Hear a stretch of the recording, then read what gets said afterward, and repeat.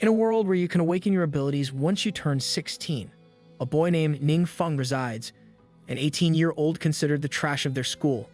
Luckily, he finally awakens his powers this time around, but receives the lowest rank, a 1-star, and unlocks only one skill.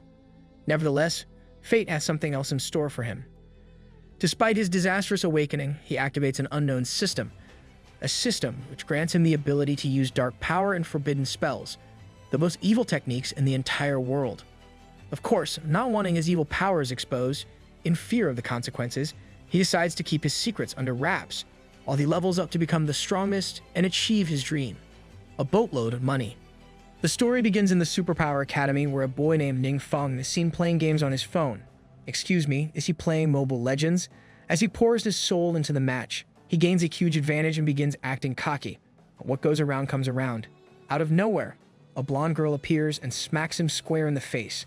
As it turns out, this girl is Wang Yue, who immediately begins scolding Ning Feng for not taking things seriously enough. As it turns out, the awakening exam is just around the corner, and here he is, wasting time instead of preparing. However, Ning Feng just chalks it up to be his break. You know the saying, all work and no play makes Jack a dull boy. Besides, he is already 18 years old now, and even if he does awaken, he's probably going to reach 1- or 2-star profession anyways. Unlike Wang Yue, who awakened her profession at 16 years old, that too with a whopping 5 stars. Because of this, he sees no reason to work so hard, claiming he can just ride her coattails to spend the rest of his life in luxury. Seems like a pretty good plan to me. Of course, this pisses Wang Yue off, and she begins choking him on the spot. All the while, the other students at the academy watch from the sidelines. Apparently, Wang Yue is quite the celebrity in this school. Her insane achievements at her age have made her a genius not seen in many years. Beautiful, wealthy, and talented. The gap between people is too wide, the bystanders gossip. However, the loser next to her, aka Ning Feng, is considered the trash of this school. Despite having turned 18, he's yet to awaken. Seeing this strange duo together, the students are envious, questioning why a good-for-nothing like him is hanging out with their goddess. Alas, as fate would have it, these two have been childhood friends despite Ning Feng being from an orphanage. Finally, it is explained that in the world of Blue Star, reality and fantasy have merged together. Here, once you turn 16, you can awaken abilities and become one of 4 types of adventurers. Anyways, Wang Yue drags Ning Feng to the examination grounds, where he is seen waiting in line, bored out of his mind. According to him, Wang Yue is being very serious, especially considering Ning Feng has already taken this test 2 times in the past and isn't a rookie. Big words for someone who has failed twice. There, the examiner eventually begins the test and begins calling out students, explaining that those who manage to awaken will be given a basic set of equipment and get sent for practical training. In line, the students anxiously wait for their turn, wishing they get the profession of their choosing. And up first is Ning Feng, who begins making his way to the front. As he walks out, the other students begin mocking him, calling him the legendary failure. Ouch, that's got hurt. Nevertheless, as he makes his way to the front, he is greeted by the examiner, a beautiful teacher named Chi Wei, who tells him to not be nervous and to begin whenever he is ready. Consequently, he begins the exam and places his hand on the crystal. And as he begins concentrating, the crystal begins to react, making him think he is finally awakening. What's more, the blue hue this crystal is emitting represents the mage profession, and he can't wait to see how many stars he will receive. Alas, the cruel mistress called Fate refuses to grant him any more happiness.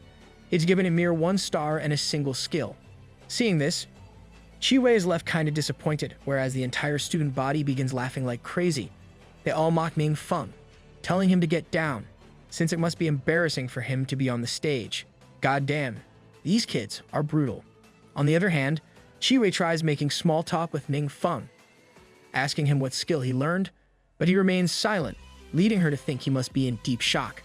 Still, he managed to awaken and hence was given his basic equipment for the next stage. But there is something strange.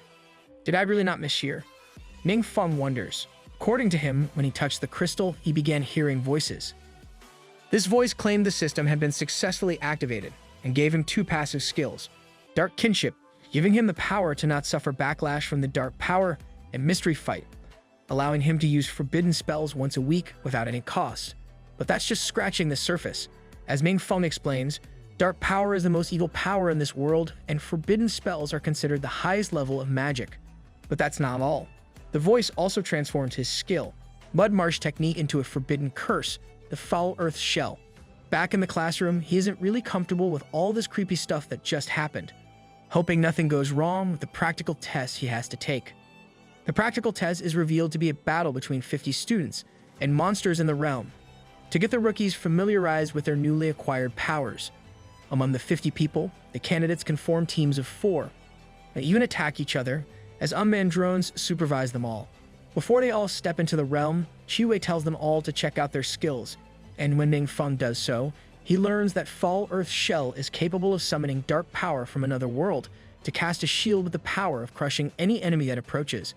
Obviously, this dark forbidden spell sounds extremely dangerous to him, and he worries it might be an evil power, thinking he might get in trouble if someone finds out.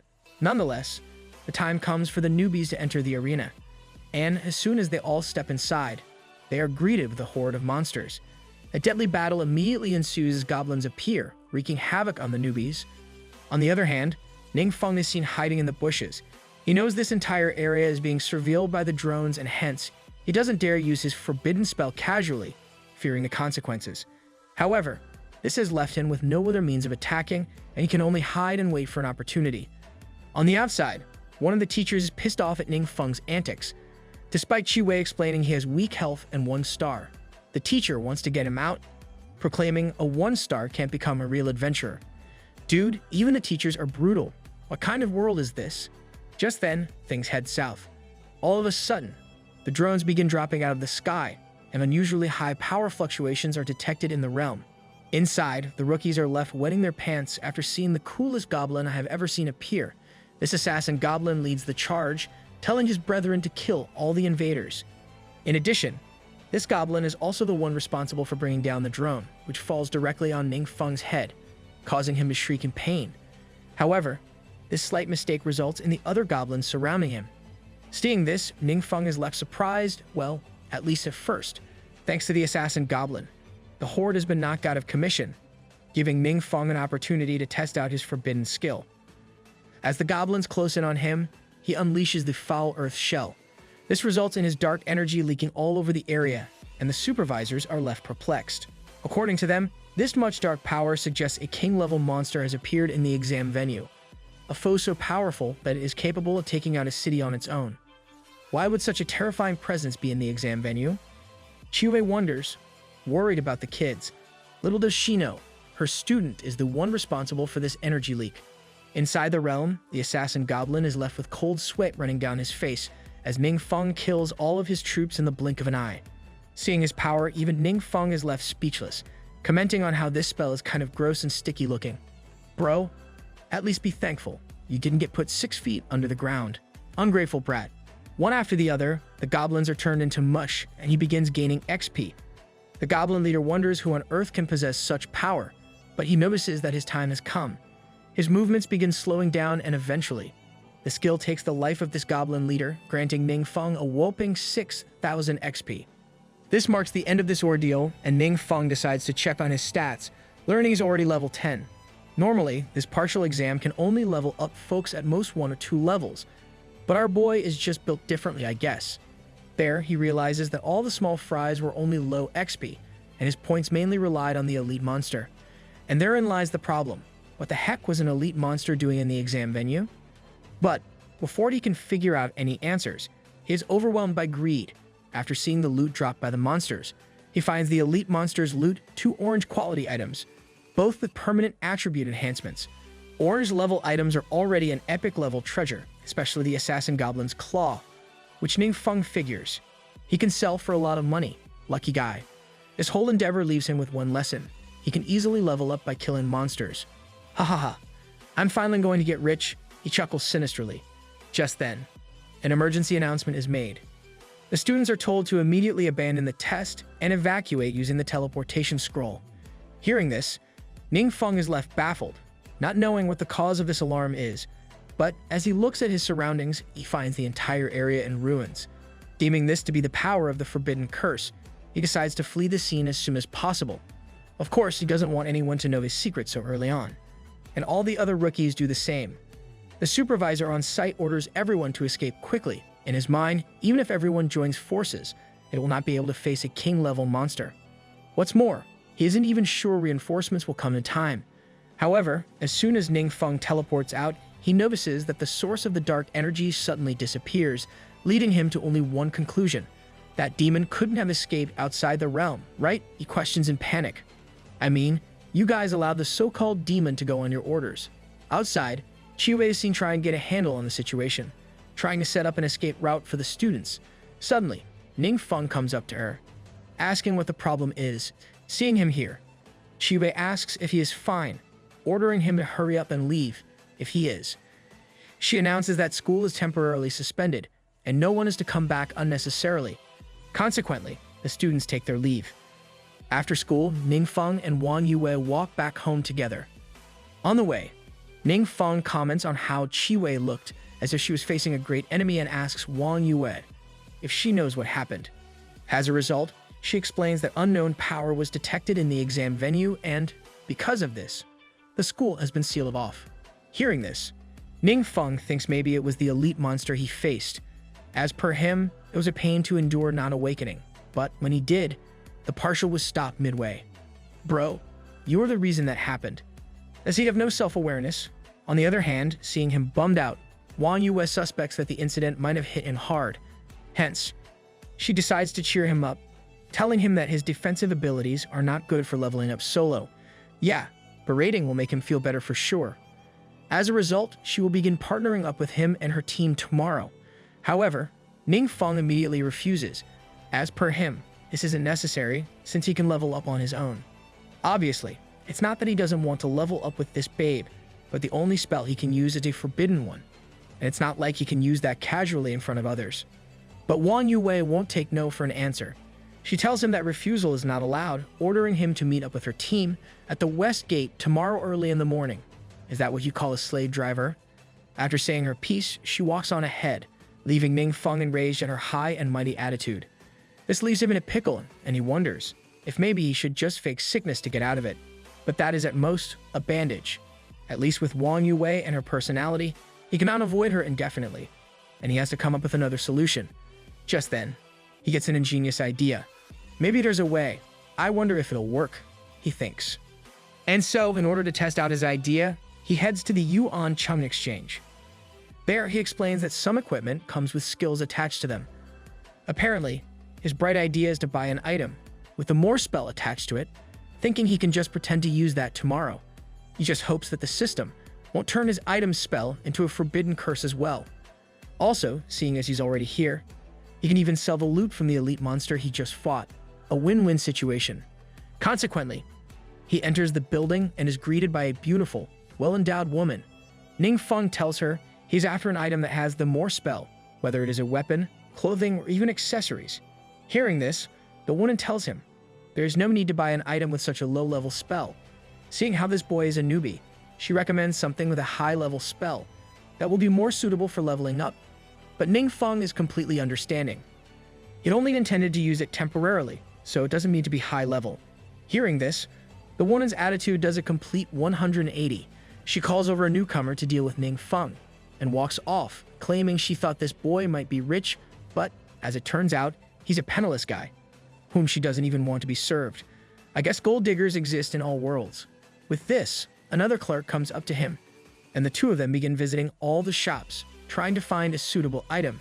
After trying out all sorts of weapons, armor, and items, Ning Feng finally decides upon a ring. This checks off one thing from Ning Feng's list, and he gets on to the second task, asking the clerk where he can sell loot. Consequently, she takes him to the appraisal consignment, where he meets with a rather shabby-looking dude named Wang. At his desk, Ning Feng pulls out the claw and asks how much it can be sold for. As a result, Wang begins inspecting the item, commenting on how this is a very good item for newcomers. Apparently, they already have a few customers after something like this, and Ning Feng just wishes he can get the highest price he can. In response, Wang tells Ning Feng to wait for a moment while he contacts a few clients, telling the clerk to take good care of him while he is away. As such, while Ning Feng has some tea, Wang returns back with good news. His item has already been sold for a whopping 50,000 crystals. After deducting 8% exchange fees, he will receive 46,000 crystals, leaving both the clerk and Ming Feng completely speechless. What's more, if Ming Feng just goes through all the formalities here, the pay will be transferred to his account immediately. The exchange system works pretty quickly. Ming Feng decides to do just that, claiming he also wants to buy a few more pieces of equipment since he got such a good price. On the other hand, other clerks, including the one who called Ning Feng a peasant, are seen gossiping amongst each other. They talk about why the woman let such a handsome boy go, but the woman reveals that she only likes rich guys, remarking at how broke people like that boy aren't even worthy of carrying her shoes. Just then, Ning Feng walks out of Wang's office, and one of the clerks tells them about how this kid has just sold an item worth 50,000 crystals. Hearing this, the others are left speechless. As it turns out, the commission for that sale alone is more than the clerk's 3-month salary, leaving the woman in shambles. Haven't you seen Darman videos? You shouldn't judge a book by its cover. Anyway, having bought everything he needed, Ning Feng takes his leave. As he leaves, the clerk tells him to come find her directly next time he comes, introducing herself as Yang Xin. The next day, decked out in all of his new equipment, Ning Feng makes his way to the West Gate to meet up with Wang Yue and her team. According to him, he's already made sure the system doesn't mess up the item's spell, and now he doesn't have to worry about getting his secrets exposed. And so he finally links up with Wang Yue. However, just then, the rest of her team also shows up. There, Yue introduces the team to Ning Feng, and while half of them seem like pretty good guys, the rest look towards him with anger. Maybe they are also pissed that their goddess is with this loser. Seeing this, even Ning Feng begins to wonder why they are staring at him so hostilely, wondering if he owes them money or something. Suddenly, the shield warrior goes up to Yue. As per him, Yue is about to reach the second transformation, and hence, he wants to give her something. On the other hand, this leaves Ning Feng speechless. He explains that a transformation happens only once every 30 levels, meaning Yue is already almost level 60. No wonder she is the genius girl with 5 stars, he thinks. Meanwhile, the shield warrior gives her an advanced agility potion, which prematurely increases attributes, an expensive gift for sure. But money isn't a big deal for this hotshot. Apparently, this item is hard to come by even if you have money. He and his father had been looking for it for a long time, but his dad's friend just cooked him up with one. He hands this item to Yue, but although grateful for his kindness, she returns it back to him. Looks like this dude's plan backfired. Obviously, this leaves a bad taste in the shield warrior's mouth, and he insists she takes it, considering how she wants to join the top university. But Yue has no need for it, claiming they should start their adventure since they have a lot of stuff to do. With this, she begins walking ahead along with Ming Feng, making the shield warrior even more furious. Enraged, he questions if she is really planning on wasting time assisting the trash Ning Feng. But all this does is make Yue angry, who tells the warrior, now named Zhao Cheng, to watch his mouth. But is what he said really a lie? 1 star is just trash and will never amount to anything, he exclaims. All the while, Ning Feng wonders why on earth this dude is targeting him. Who is this guy? He wonders. Is he sick? Should I just cast a forbidden spell on him and be done with it? Probably a good idea if you ask me. Sensing the increasing hostility, the healer tries to stop Zhao Cheng, but he just tells her to butt out, since it's none of her business. Hey, don't talk to her like that. Didn't your parents teach you manners? And so, he resumes the bar edge of insults, announcing that Ning Feng's entire body won't be enough to buy an attribute potion, telling him to stop embarrassing himself and get lost. But Ning Feng doesn't back down as well. He just asks if Zhao Cheng is a mad dog, seeing as he is just biting people randomly. Not only that, he also looks down on this rich kid, claiming he has a big mouth or only showing up with a +3 potion. Hearing this, Zhao Cheng is left enraged. Even the mage tries to join in, questioning if Ning Feng's bold claim means he has something more powerful than the potion. If so, they want to see evidence, but fat chance he has something like that handy. Well, at least that's what these spoiled rich kids think. Zhao Cheng begins getting cocky and promises to kneel down before this 1-star newbie if he can do such a thing. But this would be the second biggest mistake he has ever made. Obviously, the first was messing with Ning Feng in the first place. And as soon as the cocky shield warrior utters these words, Ning Feng pulls one of the loot drops he got. Wang Yue, this is the gift I'm giving you, he proclaims as he hands her the pioneer badge.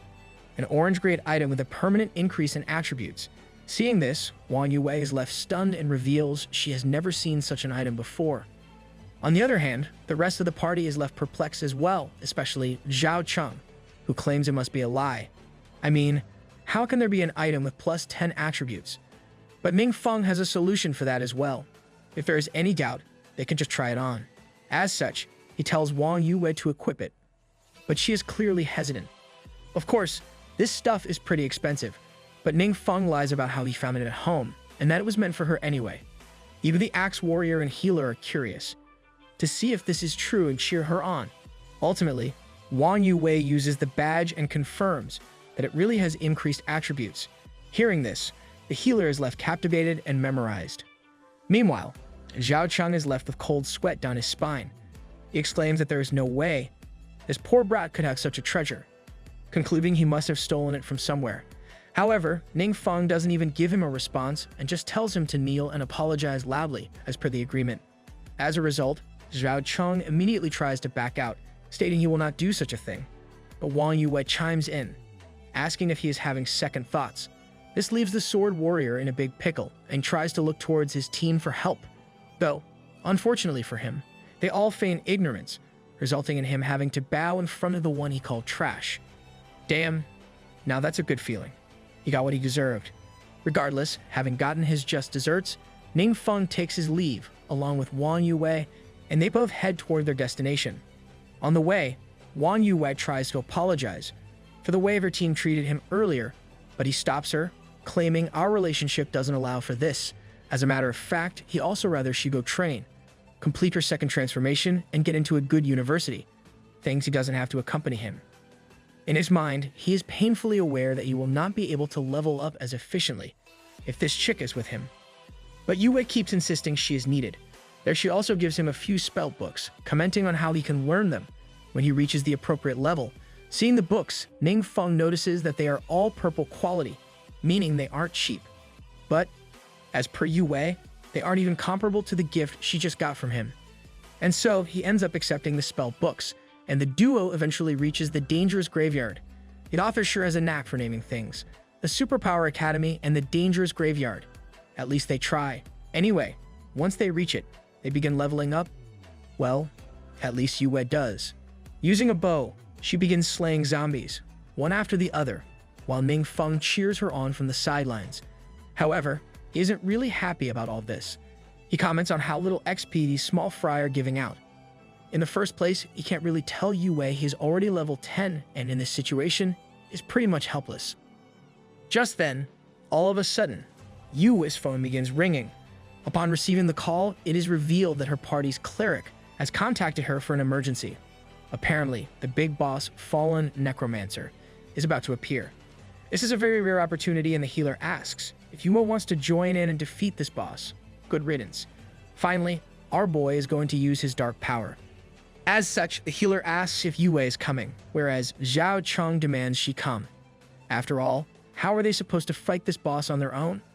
Apparently, the Fallen Necromancer can drop very rare loot, which is quite important to mages. Hearing this, Yue begins contemplating what she should do. Consequently, she tries to get Ning Feng's suggestion, and he bluntly tells her to go ahead. Besides, she will be in this realm, so they can level up later. And so, Yue decides to team up with her party, telling Ning Feng to return to the safe zone and wait for her. And he agrees. With this, Yue dashes off into the distance, while Ning Feng cheers her on, telling her to come play with him more often. This leaves Ning Feng alone at last. What joy! The boss is here today too. Luckily, he has prepared beforehand, and now has 2 more skills he can use. In addition, thanks to his passive skills, he can transform both his new skills into forbidden spells, and use them for free once a week. The more forbidden spells, the better, he thinks. Still, seeing as he is still a newbie, he only has 3 skill slots, all of which have been used, and hence, he will have to wait until he is level 15 to use the spell books Yue gave him. On the other hand, at the Perilous Tomb, a horde of monsters is seen in the area. There, another group of adventurers is seen watching this horde from a distance. Apparently, they too want to get their hands on the boss, but the necromancer only appears in the realm's high tower. Because of this, they will attempt to make a frontal assault from here. and the leader warns his teammates to stay vigilant, especially since the monsters in this dungeon are particularly dangerous. However, before they launch their attack, something strange happens. They see chaos ensue as another party of adventurers head on before them. What's more, it is no ordinary team. It is Wang Yue and Zhao Cheng from the Lion Guild. They both are considered to be one of the strongest, even when compared on the national scale. Somehow, I doubt Zhao Cheng is that strong. Wang Yue and her team begin killing the monsters one after the other. All the while, Zhao Cheng is acting like his usual cocky self. As they fight, the Axe Warrior and Healer talk to each other about how Yue seems stronger than before. But that's only expected, since her agility has increased by 10 points. Meanwhile, deep in the perilous tomb, an ominous tower is seen. Suddenly, a portal of dark energy opens up right next to it, and Ningfeng comes walking out, commenting how the forbidden spell of spatial magic is indeed fast. I would suspect it would be. After all, it's a forbidden spell.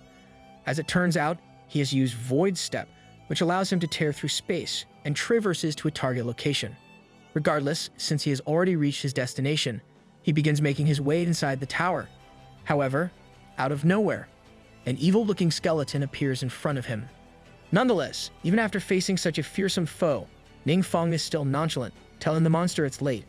Of course, in no mood for jokes, the monster immediately begins to attack, questioning how dare this arrogant adventurer appear in this place alone. However, little does this guy know our boy is no small fry. Taking the attack head-on, Ningfeng emerges without a scratch, leaving the monster in utter shock. As he prepares himself, he announces he just doesn't want to share the spoils with anyone else. Greedy brat. And so, the two begin clashing. Alas, this fight is no challenge for a dark power user like Ningfeng, who employs Meteor Rain, summoning a fierce rain of fire from the sky and defeating his opponent in the blink of an eye. As the dust from the battle settles down, Ningfeng walks out with a smirk on his face. But that's not all. He gains a boatload of experience points as well, and the boss alone gives him 50,000 XP points, sending him to level 30 in a flash. But that's just experience. On the ground, he also finds many dropped loot. Seeing these items, he comments on how they will be very handy and could sell for a fortune. But first, he decides to consume one of the badges himself. Although it reduces stamina, it grants him 15 spirit points, a suitable trade-off for a mage. Just as he consumes the emblem, the system activates yet again, giving him a big choice. He can now unlock a hidden occupation called the Undead Wizard or activate the hidden occupation All-Element Mage. Hearing this, Ningfeng begins to smile. He explains that hidden occupations are very rare and innate to boot. Could these emblems be the key to activating hidden occupations? He wonders. Nevertheless, he already knows what he will be choosing, claiming that a real man should become an all-elemental mage. Meanwhile, Yue and her team, after fighting the small fries, suddenly sense the terrifying magic fluctuation, most probably caused by Ningfeng and his absurd dark energy. Sensing the danger, Yue decides to call it a day and orders her troops to retreat. Of course, Zhao Cheng isn't on board with this idea and wants to kill the boss, but Yue insists, questioning if he wants to endanger the lives of everyone. With this, they're forced to head back, and Yue decides to inform Ningfeng of this beforehand, though she is left surprised when Ningfeng has messaged her that he has some matters to attend to and will be leaving first. There, it is revealed Ningfeng has ventured to the transformation hall, where he is planning on transforming after completing the task. The hall's overseer takes his information to register him, left a bit disappointed that Ningfeng has only come to transform when he is already 18. Little does she know, he just awakened yesterday. You would think this is information the transformation hall would know. Anyway, she takes him to the transformation chambers, stating he just has to follow the process. Consequently, she heads out first, and right outside the chamber, she encounters one of the high-rank adventurers. There, the adventurer explains that an explosion has left the perilous tomb in ruins. Though the source of this terrifying power is not clear, it is suspected to be at least a king-level threat. Not one, but 2 king-level threats have appeared in the past 2 days, and hence, the man was sent by the higher-ups to request Solitary Shadow to take action. Back inside the chamber, Ningfeng is given 2 options to choose from.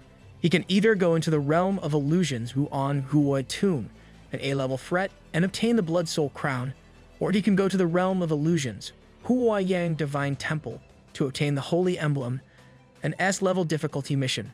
Seeing this, Ningfeng is surprised, but ultimately ends up going for the second option, thinking it is a prelude task. With this, he takes his leave, commenting on how powerful these hidden occupations must be in order for an S-level mission to show up.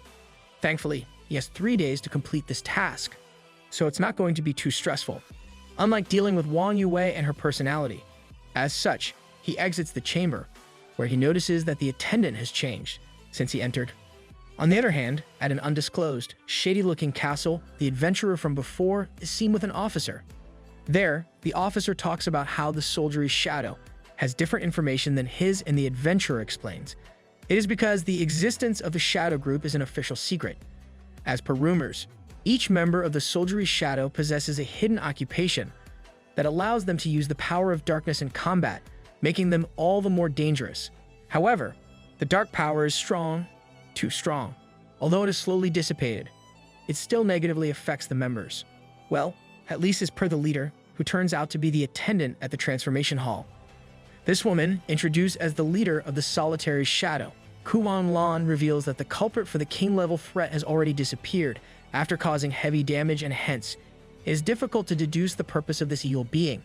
To this, the adventurer adds that he has gotten some reports about realms showing unusual signs, claiming it could be a prelude to an impending crisis. But without any evidence, there is no way of making sure these two events are connected.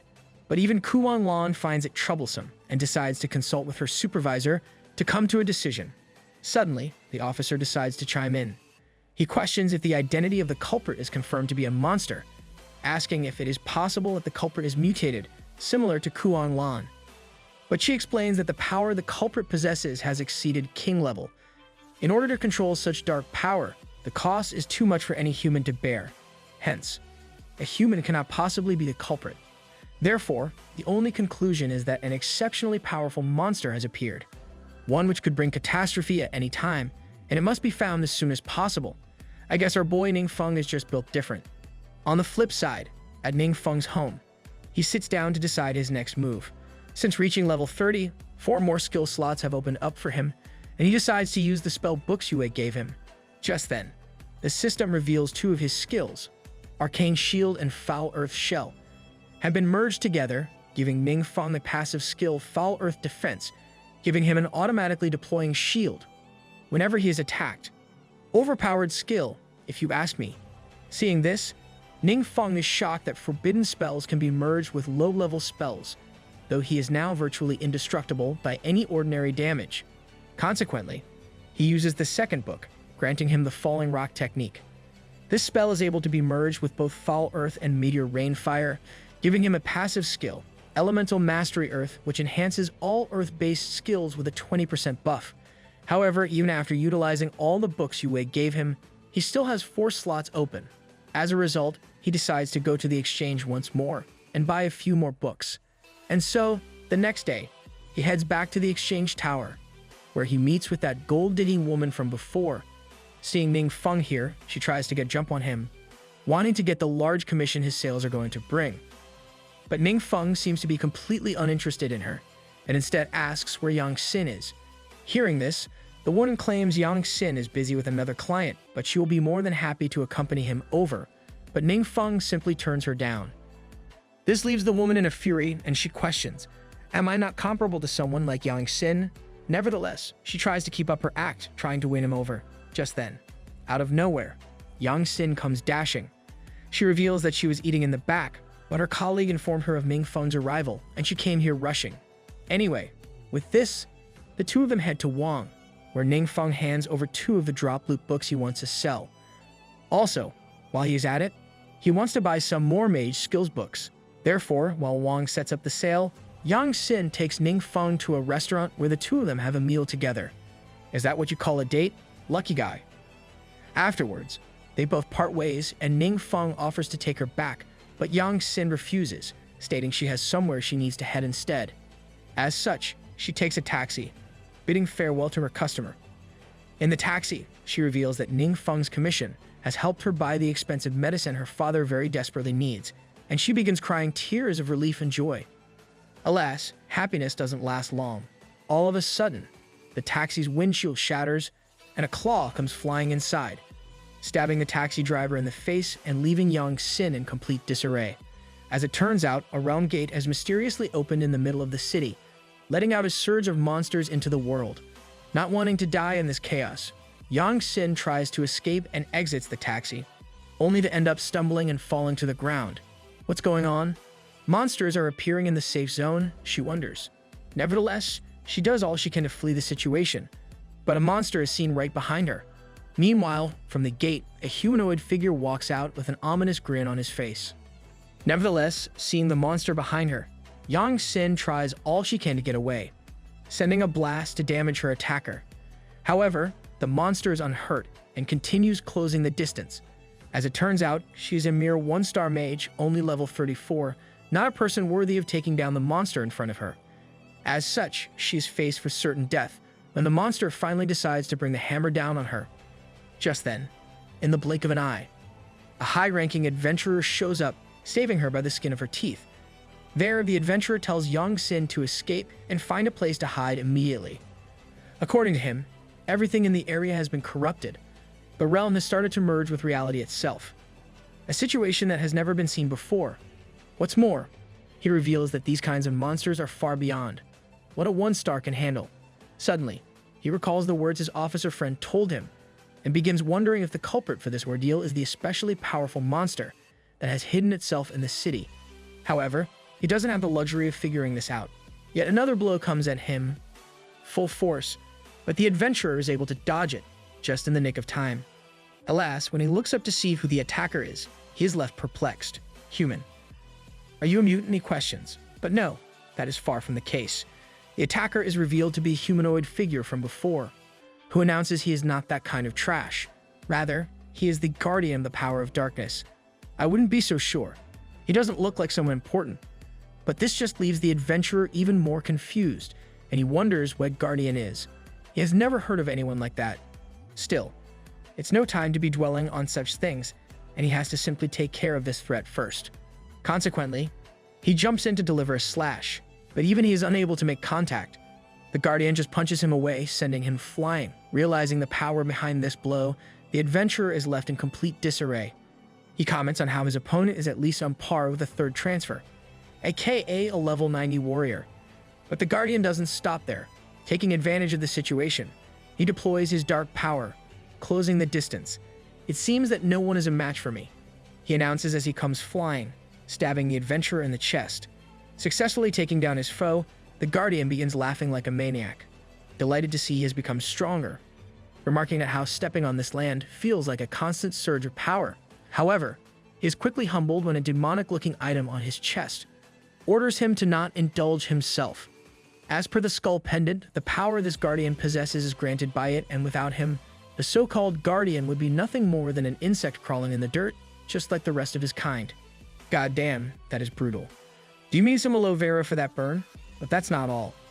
In order to prove this human still has some value, the skull orders him to use the people in this city as sacrifices for my dominion over this world, and the guardian heeds his master's command. On the other hand, Ning Feng comes out of the restroom after relieving himself, only to be left baffled at the sight of the city in ruins. Seeing the corpses of his fellow humans on the floor, he wonders what on earth happened. In the time he answered nature's call. Just then, he's unfortunately noticed by a nearby demon. Well, unfortunate for the demon at least, as the demon comes flailing. Ning Feng simply uses one of his forbidden spells, Earth Spike, impaling the beast in a flash. But, as he leaves the mall, he finds this monster was only just the beginning. Outside, the so-called guardian, more like the guard dog, is wreaking havoc all across the city when he notices yet another insect roaming around.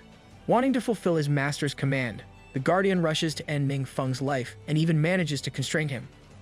Of course, that is all mere illusion. As he begins squeezing the life out of Ning Feng, our boy's passive skill kicks in, leaving the guardian in utter disbelief. How could it block my attack? He wonders. But that is just the start of his troubles. Suddenly, he senses the unrivaled power of darkness from within Ning Feng. Even the guardian's master is left with cold sweats as he remarks on how this child's threat level far exceeds his. From him, I sense a more terrifying aura than death, he proclaims. Yeah, no shit, Sherlock. On the other hand, Ning Feng recognizes his foe to be strong enough to cast a forbidden spell in the city. Not wanting to let any more unnecessary lives be lost, he gets serious and shatters the opponent's claw. Rendered useless after losing his main weapon, the Guardian is left weeping about his own powerlessness and asks his master for more strength. Sadly for him, the master has already forsaken his subordinate and ran away. I mean, I would do the same thing in front of such an opponent. The realm gate also begins closing, and the monsters hastily try to return to their own world. Because of this, the so-called Guardian is left with his power supply running low. Meanwhile, seeing him in such a sorry state, Ningfeng just gets more and more interested and excited. As it turns out, our boy gets a kick from watching others suffer. Sick freak. It is explained that mutants are those who have gained the hidden profession of darkness in the awakening process. These people can wield the power of darkness, which makes them significantly stronger than ordinary professions of the same level. But there's a catch. Once they lose the protection of this dark power, their mind breaks, and they become a pain in the behind, just like the Guardian in front of Ningfeng. Of course, with someone of his level of power, he easily takes care of his fallen Guardian, especially since he doesn't really have to worry about defense. Anyways, having overwhelmed his opponent, he decides to quickly gather the loot and hurry home before anyone notices.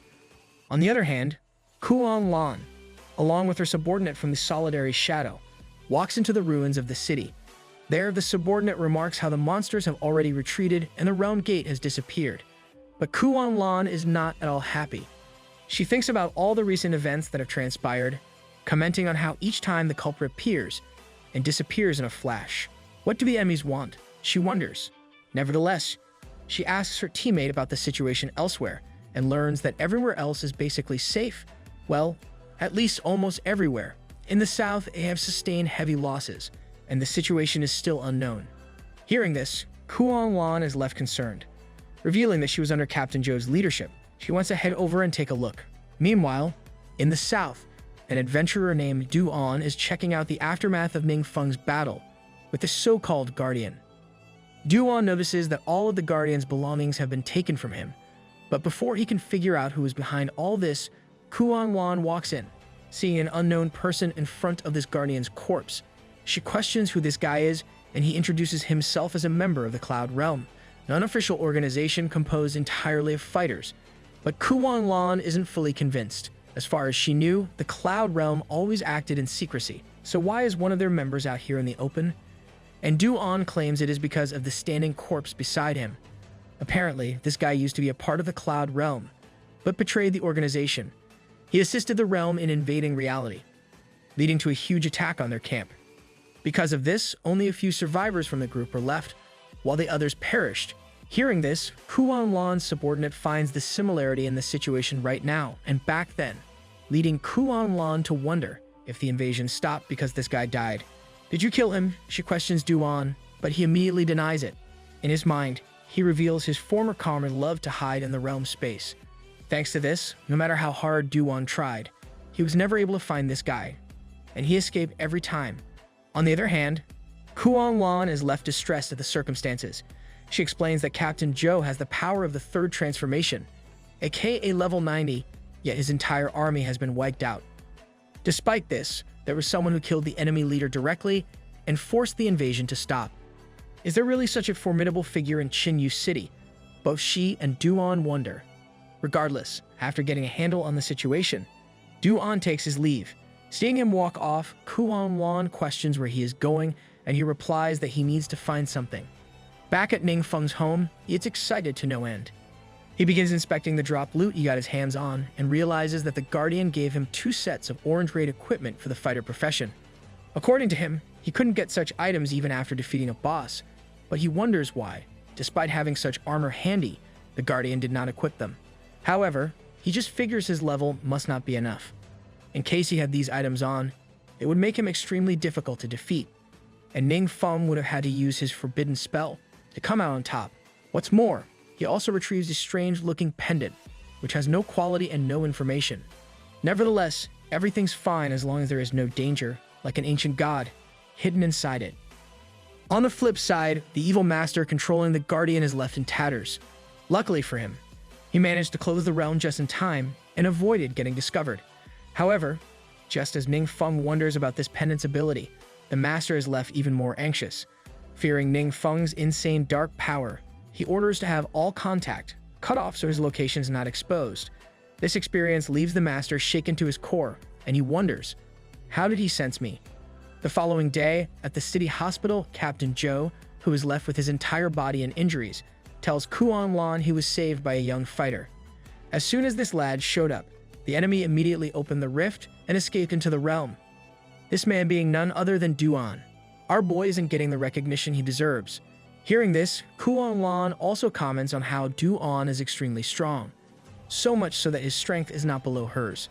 However, even if this is the case, is it really true that the leader of the group, someone even the strongest of fighters could bring down, was taken out of commission by a mysterious big shot?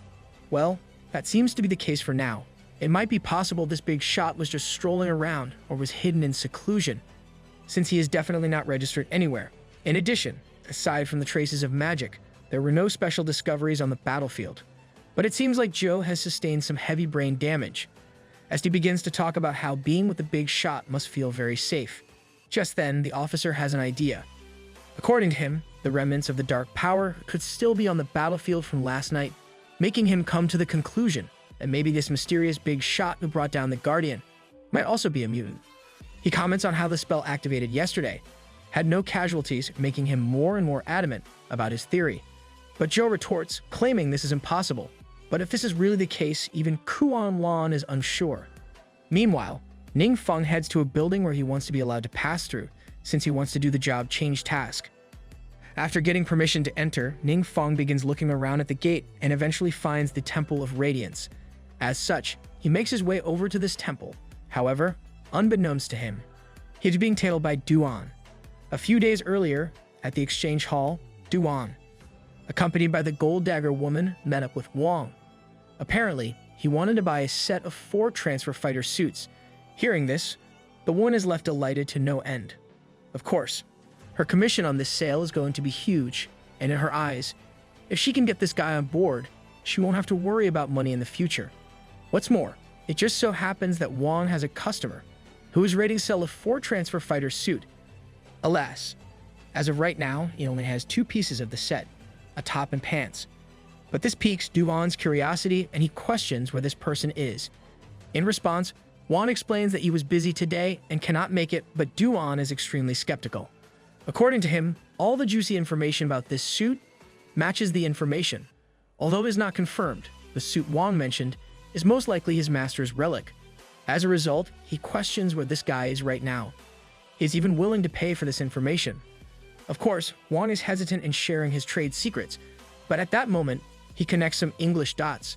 Just when Ning Feng wanted to sell his armor, this guy showed up almost as if they planned it beforehand. Consequently, he claims his seller went to a neighboring city for something and decides to call them for confirmation. Eventually, Duan leaves and Wang is left in a pickle. Seeing the visible stress on his face, the woman asks what is wrong, and Wang reveals he has ordered someone to investigate Ning Feng's background. Because of this, he knows Ning Feng's parents were only 2-star, but they both disappeared in an accident when he was young. Because of this, he grew up in an orphanage and attended middle school in the city. Moreover, he only awoke at 18 years of age, but only with 1 star. Hearing all of this, the woman comments on how she thought Ning Feng was someone amazing, but it turns out he is just harsh after all. In her mind, she always knew Ning Feng was rather shady. You know, since he looks dirt poor and all, but still has such expensive loot to sell. With this, she questions where on earth this peasant got his hands on the items he sold, claiming a 1-star could never get such goods. And that's the problem. Wang explains that, though he is good friends with Wang Yue, the Wang family hasn't helped him much. Just then, the woman comments on how Duan was pretty pissed off just now, leading her to one conclusion. Wait, Ning Feng's suit, could it be stolen? She asks. And although this might not be true, the fact is he didn't get his hands on the items through legitimate means, and this time he has provoked someone who he shouldn't have. Hearing this, the woman begins acting all cocky. She exclaims that 4 transfers are considered big shots, being in the entire province, thinking things will get pretty intense for Ning Feng, if he is, in fact, a thief. Well, at least he won't be a gold digger. Back inside the realm, Duan is still trailing Ning Feng from a distance. In his eyes, it's hard to believe that a young boy was able to repel the invasion on his own. After all, even his master was defeated by the realm's boss. And what makes it even harder to believe is how ordinary Ning Feng really is. He looks like a student who hasn't graduated yet. Could it be some kind of disguise? He wonders, and this could very well be the case.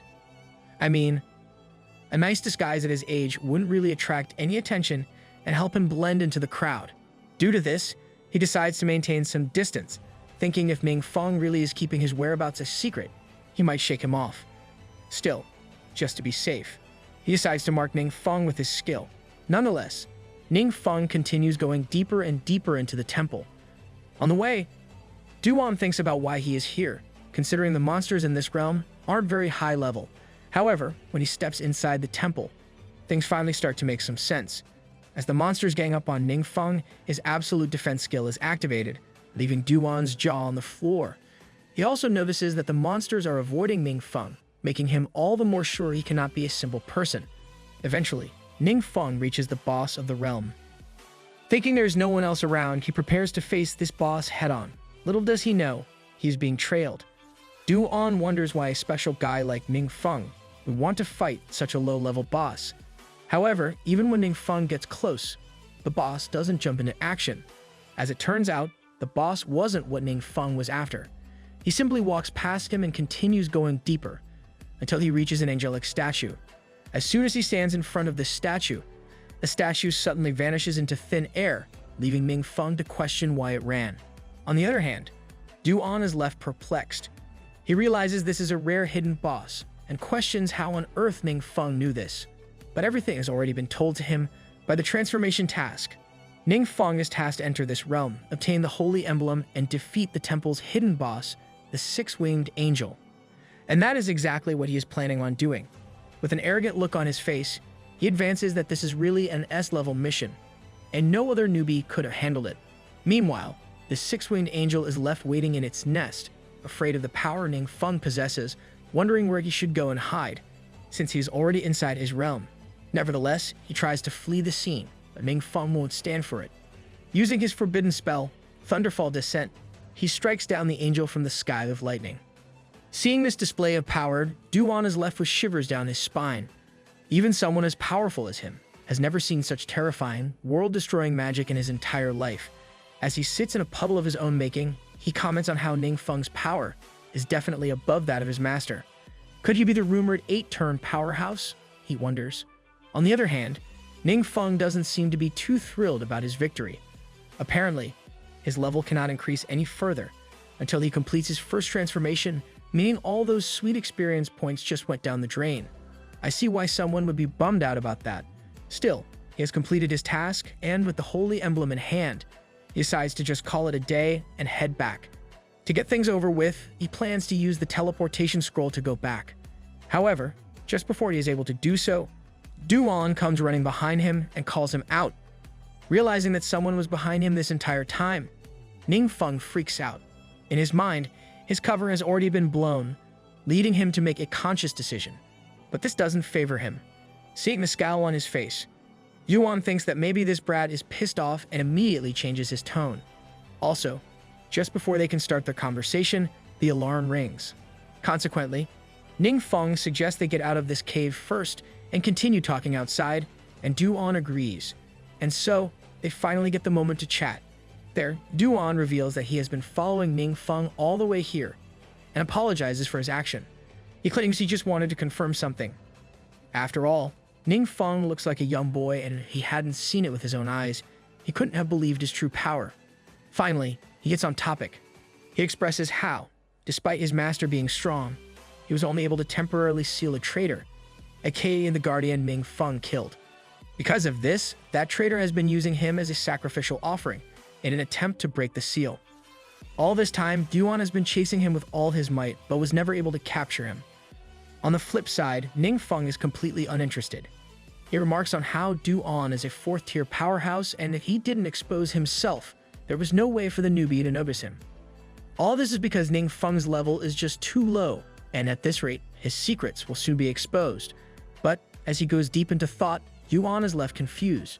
From his perspective, Ning Feng has fallen silent, making him think that maybe this insanely strong brat is going to silence him to cover up his tracks.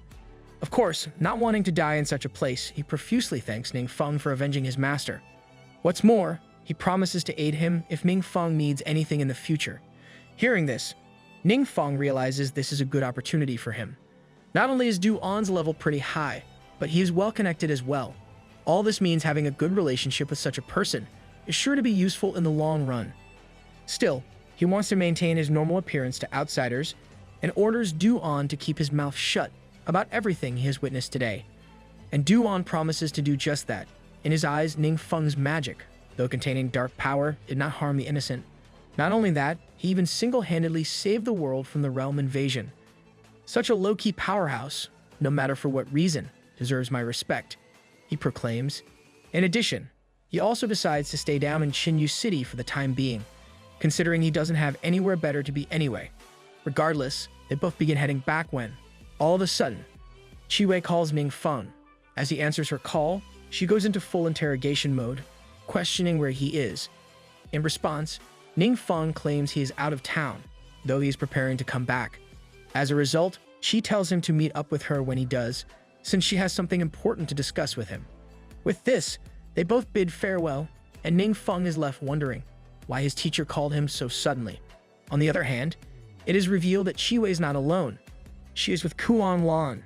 Qi claims that, from the tone of his voice, it doesn't seem like anything's wrong with Ming Feng, but there surely is. Kuan Lan, thanks to the thorough investigation, has found something strange. A boy who awakened just a few days ago has already reached the first transformation. Of course, Qi tries to defend her student, expressing how Ning Feng is a good boy, who studies diligently. I believe he is not a bad person, but Kuan Lan never said he was. All she wants to do is clarify some strange occurrences. In a flashback, it is seen that Kuan Lan met up with a few peers for a meeting. There, she explained this situation to them all, and they all agree to follow up on the events, hoping to attract the attention of the superiors on this matter. But that's not all. In the meeting, Kuan Lan also questions if there is a possibility that the destructive spells in the city were caused by mutants, but her peers are not convinced this could be the case. Even Kuan Lan is a mutant herself, and therefore, she must be aware of how things work. Mutants use the dark power, and hence, they need to bear the corresponding cost of this strength. Because of this, the stronger the mutant, the heavier the cost they have to pay. Because of this, they consume their own lifespans, lose their sanity, and even turn themselves into new monsters. Even the most minimal cost, if one is not prepared, can lead to an irreversible end. And this is precisely why a mutant equivalent to a king-level threat simply cannot exist. They don't know about our boy. Meanwhile, one of her peers begins mocking Kuan Lan, suggesting that if she had such a vivid imagination, she could find some work as a screenwriter. However, she insists she just wanted to consider all the possibilities, and whether or not they listen is up to them. But it seems like her comrade really wants to give her the boot. He deems her an incompetent leader and even goes as far as to challenge her, promising to cut off his head and let her use it as a ball if there really is a king-level mutant. On the other hand, trying to break up the fight, the elder explains that an investigation team has already been sent to Qinyu City. In addition, Kuan Lan's request for more manpower has also been granted. But this doesn't please Kuan Lan at all. To her, it sounds like a lack of trust in her leadership, but the leader denies it. Nevertheless, with this, the meeting comes to an end. But just when one problem ends, another arises. One of Kuan Lan's subordinates comes barging into the room, announcing the Temple of Radiance has been attacked by destructive magic. Hearing this, Qi connects the dots and reveals this was the same place Ning Feng was sent for his transformation task. Hearing this, Kuan Lan's face brightens with excitement. Heh, this just gets more interesting. She chuckles. Meanwhile, in Longbow City, Ning Feng and Du An get stuck due to an emergency barrier erected because of the disturbance at the Temple of Radiance. This barrier is cast so the dark power is isolated and won't cause any damage to the city. Hearing this, Ning Feng is left extremely bored, but with no other choice, he just has to wait for the barrier to be lifted before he can go back home. Just then, things take a turn for the worst. Just outside the barrier, a real rift mysteriously opens, and monsters come pouring out. At first, they wonder why the fragile humans have erected a barrier, but it doesn't really matter to them. Without hesitation, they'd break through and enter the city, immediately causing chaos as they slaughter the humans. The Uni adventurers are left confused about how this could be possible.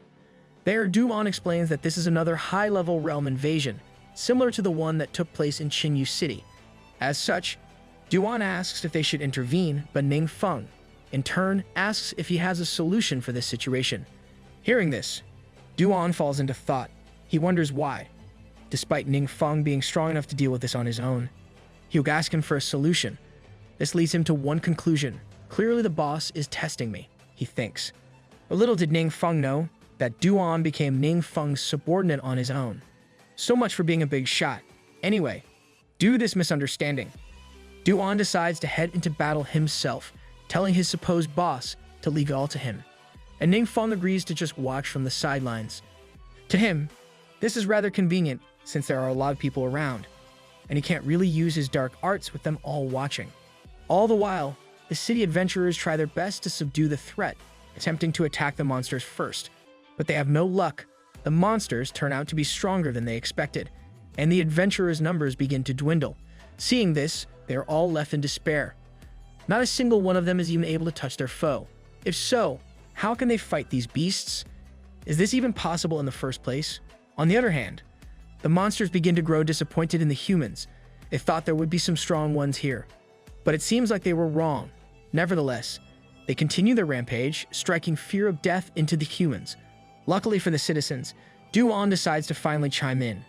Just as the monster kills a group of people, he jumps in, stopping the strike midway with a single hand. There, he once again claims he will take care of this mess, but all this boss talk leaves him rather embarrassed. I would be too. Seeing his power, even the monster is left a bit surprised, and the two begin fighting head-on. Also, this was the biggest mistake of the beast's life. As they clash, Duan manages to deliver some damage to the foe, forcing it to back up for a moment. And so, just as quickly as it all started, he then swiftly cuts the beast into a million pieces, leaving all the bystanders watching in admiration. There, it is finally revealed that Duan is no ordinary guy. He's a level 137 5-star martial artist with a hidden class. Watching his moves, even Ning Feng is taken aback, but the fight is still far from over. All of a sudden, he spots a figure in the distance.